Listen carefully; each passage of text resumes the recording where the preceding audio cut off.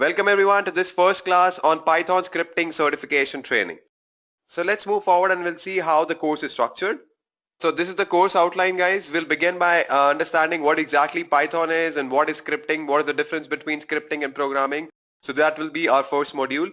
After that, we're going to discuss about data types, conditional statements, loops and things like that. Then we are going to dig a bit deep into data types and look at various operations that we can perform on data types. After that, we are going to discuss about functions and various OOPS concepts, classes, objects, polymorphism, inheritance, encapsulation, all those things. Then in the fifth module, we are going to discuss about network programming, multi-threading, GUI programming, AWS scripting, as well as what are modules. So we are going to discuss about basic modules that we generally use in Python. So let's begin, guys, with our first class, that is on Introduction to Python and Scripting Concepts. So this is our agenda for today, guys. We'll be understanding what exactly Python is, and we'll see various scripting concepts as well. And by the end of this module, you'll be able to distinguish between programming language and scripting language. So what exactly is Python? So Python is basically an interpreted object-oriented high-level programming language with few procedural concepts as well. Alright, so these are few features that you can see in the diagram. It is object-oriented, high-level, easy to learn, procedure-oriented. So there are both object-oriented as well as few procedural concepts as well that are involved in Python. And trust me, guys, when you compare it with Java, C, C++, the syntax of Python is very, very easy. So we'll move forward and we'll look at various features of Python. First of all, it is simple and easy to learn. So as I've told you earlier as well, that the syntax of Python is very easy when you compare it with other programming languages. Now it is basically an open source programming language. Let's move forward. Then it is high level language. It is not a machine level or assembly level programming language. It's basically a high level language. So yeah, you don't need to worry about low level details like memory allocation, etc. when you're writing Python scripts. After that, it is portable as well. That means it supports many platforms like Linux, Windows, Macintosh, and a lot of other operating systems as well. Now Python supports procedural oriented programming as well as object oriented programming. I'll explain it to you what exactly is the meaning of object oriented and procedural oriented programming when we are going to discuss about it in the fourth module. There you'll actually understand what is the difference between the two. And it is pretty extensible as well. Python code can actually invoke C and C++ libraries. It can be called from and C++ programs, and it can be integrated with Java and .NET components. It's pretty extensible, guys, and yeah, it's fun to learn Python, guys, trust me. So let's move forward and we'll see who is using Python. So these are a few of the companies that are using Python. We have YouTube, Google, Dropbox, Raspberry Pi, Netflix. Then we have a National Security Agency, NSA. Then we have NASA, BitTorrent. So these are all the giants that are using Python right now. And yeah, the slide also tells you about a description where they are using Python. So the popular YouTube video sharing service is largely written in Python. Then Google makes extensive use of Python in its web search systems. Then when I talk about Dropbox, so Dropbox storage service codes both its server and desktop client software are primarily written in Python. Similarly, Raspberry Pi's single board computer promotes Python as its educational language. Then Netflix and Yelp have both documented the role of Python in their software infrastructure. NSA uses Python for cryptography and intelligence analysis. NASA also uses Python. NASA, Los Alamos, Fermilab, JPL, and others use Python for scientific programming tasks. BitTorrent also uses Python. So BitTorrent peer-to-peer file sharing system began its life as a Python program. Alright, so these were a few companies that are using Python. So let's move forward now. Let's discuss about various Python applications. So I've listed down 4 applications here, guys, but trust me, guys, applications of Python is endless. You cannot write all the applications of Python in one particular slide. But I've listed down few important applications of Python. So it is used in network programming. Then it is used in machine learning as well. And now people are even creating deep learning models using Python. So there's a separate library called TensorFlow. Then it is also used for web and internet development. And there are multiple libraries for that as well. We have Flask, we have Django. Yeah, it is used for game development as well. So these are 4 applications that I've listed down here. So let's move forward now. Then we'll look at Python job trends. So yeah, I know you all are studying Python because yeah, you want good job postings and with a good package and stuff like that. What I've done on Indeed.com, I have compared Python with .NET and PHP, and this is the graph that you'll see. So yeah, this is Python, guys, that you can notice in 2017 also there are certain figures that I've listed down. So this is till June 13th, 2017. So yeah, you can see it's pretty trending, guys. So you can see that it is above .NET and PHP right now. So what is basically scripting? So a scripting or a script language is nothing but a programming language that supports scripts. Now what are scripts? So programs written for a special runtime environment that can automate the execution of tasks is known as scripts. Alright, and scripting languages are often interpreted. So basically all scripting languages are programming languages. The theoretical difference between the two is that scripting languages do not require the compilation step and are rather interpreted. So what happens when you execute a C program, guys? So first of all, it will be compiled, that is, it will convert into an intermediate file, or you can say an executable file. And after that, it will be executed. But that is not the case with scripting languages such as Python or JavaScript. All right, so scripting languages like JavaScript or PHP need not be compiled. They can be executed in the runtime as well.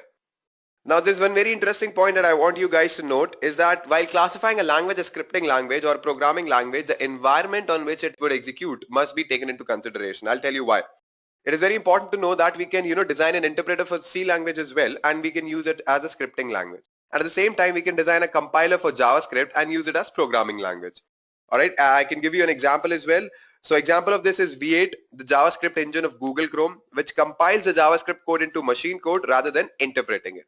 So let me just discuss few applications of scripting language. So basically you can use it to automate certain tasks in your program. You can use it to extract information from a data set.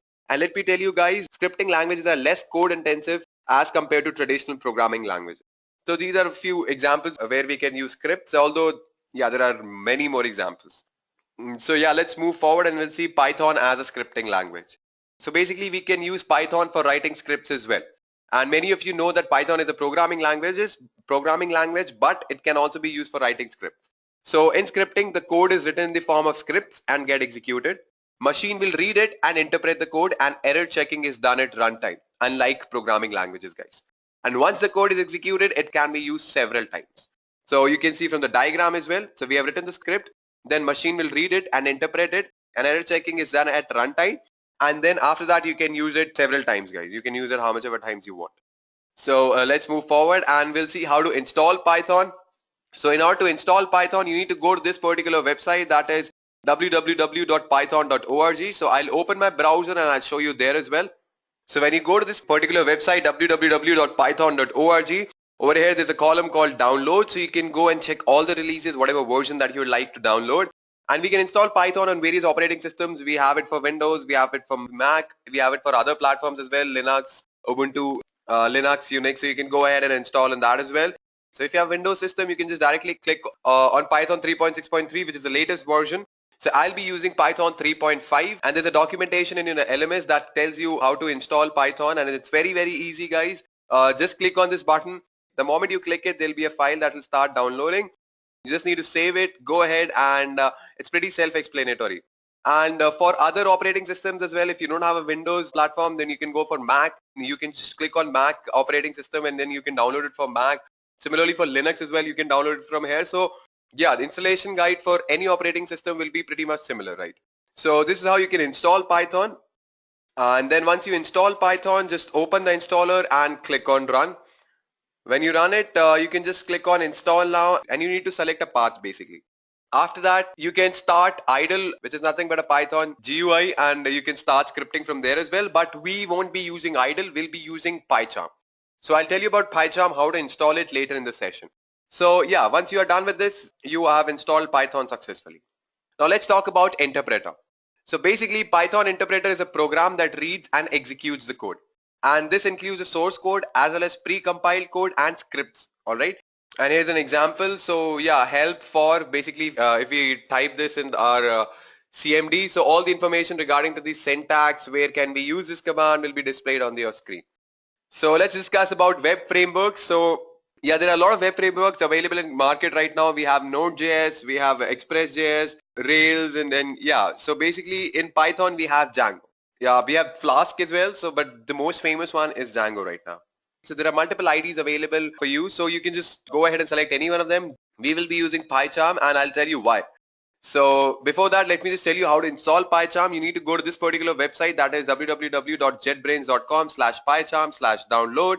And whatever OS you have, you can go ahead and select that as well. So it is available for Mac, Windows and Linux. and I've taken a screenshot of that same page, and just go ahead and download the community version. That is free of cost, and if you want to pay and use some other features as well, you can go ahead and download the professional version, which will be free for 1 month, and after that you need to pay some amount. Alright, so why are we downloading PyCharm? So basically PyCharm, it provides code analysis, graphic debugger, and it has great code completion. Alright, so if I just write PR, it will only tell me that the next set of letters will be INT. So I can just click on enter, and then after just by writing PR, I can just finish off my print statement. This is just a very small example that I'm giving you guys. Alright, so you have downloaded Python, you have downloaded PyCharm, so you're good to go guys. So let's start. So what you need to do is you need to write Python in the command prompt for automatic installation of all the packages, and once this is done, you can write your code. So this is one way to write your Python code. So in the command prompt, when you write Python, you'll be inside the Python shell. But instead, I'll suggest you to write your code in PyCharm because it's awesome, guys. All right, and let me tell you that every new file that you create in PyCharm will have a .py extension if you are creating a Python file. All right, so let's move forward. So if you want to throw in a comment in your code, so this is how you do it. You can use a hash symbol, and if you want a multi-line comment, you can put your comment inside triple quotes. Now indentation is must in Python, guys, because leaving white spaces at the beginning of the logical line is used to compute the indentation level of the line, which in turn is used to determine the grouping of statements. So you have a certain group of statements, right? So how will you tell the interpreter that this is a group of statements? So what will you do? You'll put the statements inside the indentation. Indentation are nothing but leading white spaces, and generally we use 4 white spaces, and I'll actually tell you how indentation works, and it's very easy, guys. So how will you run the code in Python? Just go ahead and execute that py file and it will run. So how it is executed? So basically first thing is the structured code is written and saved with .py extension. After that, the code will be converted into the bytecode, basically for the machine to understand, right? The machine won't understand that high level language. It has to convert it into its own language. And after that, that bytecode is executed. Now we'll go ahead and create a hello world program. So this is what we'll be doing. We'll create a new project, then we'll create new file. After that, we'll save it with .py extension, right click on the code to run, and it will run. So for that, I'll just open my PyCharm and I'll quickly show you and wrap up the session. So this is my PyCharm, guys, and it is a community edition. Just go ahead, and the first thing you need to do is create a project. So click on new project and give a name to your project. So let it be Python module 1. You can give whatever name you want. I'm just writing it that way. You can just go ahead and do whatever you want. Yeah, you have started your project, and so basically it'll give you some tips. You don't need that. You have me, so you don't need those tips. So we have created a project. Next up, we need to create our file. All right, so right click over there and click on new. Either you can click on file and save it with the .py extension, or you can directly create a Python file in which you don't need to provide the extension. It will happen automatically. I'll show you the both ways.